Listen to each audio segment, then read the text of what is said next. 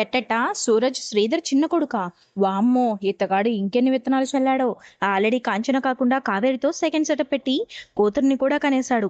ఇద్దరు పిల్లల ముద్దుల మొగుడయ్యాడు. ఇప్పుడు మళ్ళీ సూరజ్ ని చిన్న కొడుకు అంటున్నాడేంటి అని కంగారు పడాల్సిన పనిలేదు. ఈడ మ్యాటర్ వేరే ఉంది. జోష్నని ఏదో విధంగా సూరజ్ కి కట్టిపారేస్తే తన మొగుడు జోలికి రాకుండా ఉంటుందనో ఏమో కానీ దేపైతే సూరజ్ జోష్నలకు ముడిపెట్టడానికి గట్టిగానే ప్రయత్నిస్తోంది. అనాథ అయిన సూరజ్ ని జోష్నకిచ్చి పెళ్లి చేయడానికి ససేమిరా అంటాడు శివనారాయణ.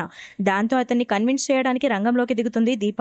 ఈ రోజు ఆగస్టు 5 రాత్రి ప్రసారం కాబోయే కార్తీక దీపం సీరియల్లో ఎపిసోడ్లో ఏమైందంటే, సూరజ్ మంచివాడు, తెలివైనవాడు, అందగాడు, జోష్నకి కరెక్ట్ జోడి. ఇలాంటి వాడు మన వ్యాపారంలో ఉంటే బాగుండేదిరా అని గతంలో మీరు అన్నారు పెద్దయ్య గారు. కంపెనీలో ఉండాలని కోరుకున్న మీరు మీ మనవరాలి పక్కన భర్త స్థానంలో ఊహించుకోలేకపోతున్నారు. ఆఫీస్లో ఉండడానికి అర్హత ఉందన్న మీరే ఈ ఇంటి అల్లుడుగా ఉండడానికి అర్హత లేదంటారా అని అడుగుతుంది దీప. దాంతో ఆలోచనలో పడతాడు శివనారాయణ. దీనికెందుకు నాన్న ఆలోచిస్తున్నావు? నీకంటే సూరజ్ కంటే గుణవంతుడు నీ మనవరాలికి ఎక్కడ దొరుకుతాడు అని అంటుంది కాంచన. ఈ లోకం విచిత్రమైనదో చూసారా మావయ్య గారు? మిమ్మల్ని మీ మనవరాలిని కాపాడడానికి సూరజ్ పుట్టుక అడ్డు రాలేదు. వీడు నా మనిషి అని మాలినితో చెప్పినప్పుడు వాడి పుట్టుకడ్డు రాలేదు. కార్తీక్ లాగే సూరజ్ కూడా మనవడి లాంటి వాడే అని చెప్పినప్పుడు వాడి పుట్టుకడ్డు రాలేదు. కానీ ఇప్పుడు వాడి పుట్టుక అడ్డు వస్తుందంటే మీరు మీలా లేరని అర్థం. మాకు మీ నిర్ణయం తెలియాలి అని అంటాడు శ్రీధర్. దాంతో శివనారాయణ నువ్వేమంటావు దశరథ అని అంటాడు. మీ నిర్ణయాన్ని మించి ఆలోచించేటంత ఎదగలేదు నాన్న. మీ ఇష్టమే నా ఇష్టం నాన్న. నువ్వు అవును అంటే అవును, కాదు అంటే కాదు అని అంటాడు దశరథ. దాంతో శివనారాయణ ఎమోషనల్ అవుతూ, మీ అందరికీ ఓ మాట చెప్పాలి. నా ఒక్కగానొక్క మనవరాలి పెళ్లి 10 ఏళ్ళు గుర్తుండిపోయేట్లు చేయాలి అని అనుకున్నా. అందుకే సూరజ్ అనాథ అని తెలిసాక వద్దనుకున్నాను. కానీ సూరజ్ గురించి మీరంతా చెప్పిన తర్వాత నా నిర్ణయాన్ని మార్చుకుంటున్నాను. ఈ పెళ్లికి ఒప్పుకుంటున్నాను అని అంటాడు. దాంతో దశరథ, ఇప్పుడు చెప్పు జోష్న, నీ నిర్ణయం ఏంటి అని అంటాడు.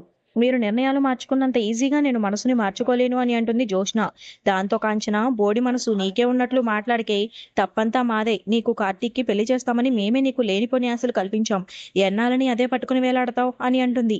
ఇది నా జీవితం అత్తా అని అంటుంది జోష్న. మేం మాట్లాడేది కూడా నీ జీవితం గురించే. ఇంకా నీ మనసులో కార్తీక్ ఉన్నాడన్నావంటే కూతురివి అని కూడా చూడను. గతంలో నీకు చెప్పాను, పిచ్చి పిచ్చి వేషాలు వేస్తే బయటకు గెంటేస్తానని. ఇప్పుడు అదే నిజం అవుతుంది అని వార్నింగ్ ఇస్తుంది సుమిత్ర. అరే, నేను చెప్పేది వినరా అని జోష్న అంటే, పోనీ వాళ్ళు చెప్పేది వినొచ్చు కదా అని అంటుంది పారిజాతం. ఏంటి వినేది, ఆ అనాథ వెధవని అని జోష్న తిట్టబోతుంటే, జోష్న అంటూ పెద్దగా అరుస్తుంది మన అమ్మ కాని అమ్మ సుమిత్ర. నువ్వు ఎంత అరిచినా కూడా ఆ అనాథగాన్ని నేను చేసుకోను అని అంటుంది జోష్న. సూరజ్ అనాథ అనే కారణం తప్పితే వాడు నీకు ఎందుకు కరెక్ట్ కాదో ఒక్క కారణం చెప్పు. వాడే నీకెందుకు కరెక్టో నేను చెప్తాను అని అంటుంది సుమిత్ర. సరే ఎందుకో చెప్పు అని జోష్న అనడంతో, సూరజ్ ధీరుడు వీరుడు సూర్యుడు అంటూ ఆకాశానికి ఎత్తేస్తుంది సుమిత్ర.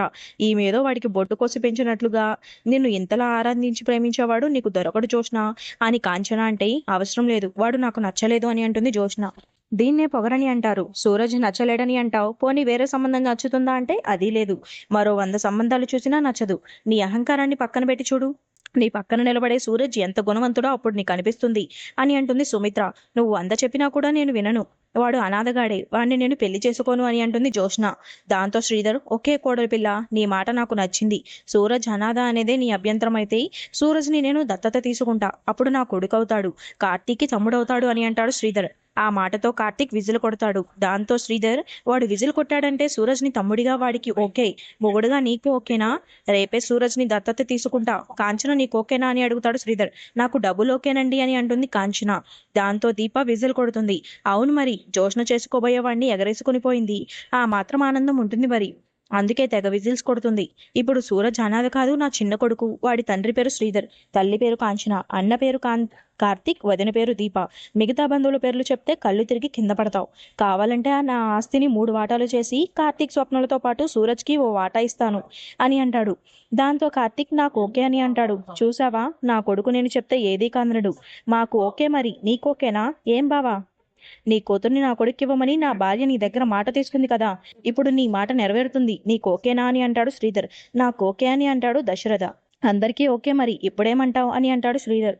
దాని మొహం అదేమంటుందన్నయ్య, మీ మాటతో దాని పొగరు దిగిపోయింది. కార్తీక్, నువ్వు వెళ్ళి సూరజ్ని తీసుకొనిరా, అన్నీ మాట్లాడేద్దామని అంటుంది సుమిత్ర. రాపారు, పెళ్లి పెద్దవి నువ్వే, మనం పెళ్లి మాట్లాడదామని లాక్కుని వెళ్ళిపోతాడు. మావయ్య గారు, ఈ పెళ్లి మీరు కోరుకున్నట్లే 10 ఏళ్ళు కాదు 100 ఏళ్ళు గుర్తిపోయేట్లు జరిపిద్దామని అంటాడు శ్రీధర్.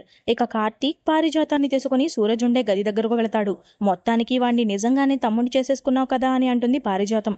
పెద్దలు ఏం చేసినా మనలాంటి పిల్లల మంచికే బ్రదర్, రారా అంటూ గదిలోకి వెళ్తారు. అయితే వస్తువులన్నీ సర్దేసుంటాయి. వీడేంటి ఎవరికీ చెప్పకుండా ఇల్లు ఖాళీ చేసి వెళ్ళిపోయాడు అంటూ షాక్ అవుతుంది పారిజాతం. ఉండు ఫోన్ చేస్తానంటూ సూరజ్కి కాల్ చేస్తాడు. ఎంత చేసినా లిఫ్ట్ చేయడు సూరజ్. దాంతో కార్తీక్ వెళ్ళి విషయం చెప్తాడు. ఖాళీ చేసి వెళ్ళిపోయాడు అని చెప్పడంతో ఇంట్లో వాళ్ళంతా కంగారైపోతారు. జోష్న మాత్రం ఫుల్ హ్యాపీగా ఉంటుంది. దరిద్రం పోయిందని. సూరజ్నేమైనా అన్నావా? ఎక్కడికి వెళ్ళాడు అని జోష్నని అడుగుతుంది సుమిత్ర. వాడెక్కడికి పోయాడో నాకెలా తెలుస్తుంది? వెళ్ళి వాణ్ణి అడగండి. అయినా దేవుడున్నాడు, నా మాట విన్నాడు. చూడు మావయ్య, నీ దత్తపుత్రుడు ఎక్కడికో పోయాడంట. పోయి వెతుక్కోండి. నాకు ఆఫీస్లో పనులున్నాయి, ఉంటానంటూ దండం పెట్టేసి వెళ్ళిపోతుంది జోష్న. దాంతో శివన్నారాయణ, సూరజ్ అలా చెప్పపెట్టకుండా వెళ్ళిపోవడం ఏంట్రా కార్తీక్ అని అంటే, ఏదో జరిగి ఉంటుంది తాత, అది కనుక్కోవాలి అని అంటూ దీపని తీసుకుని వెళ్ళిపోతాడు కార్తీక్.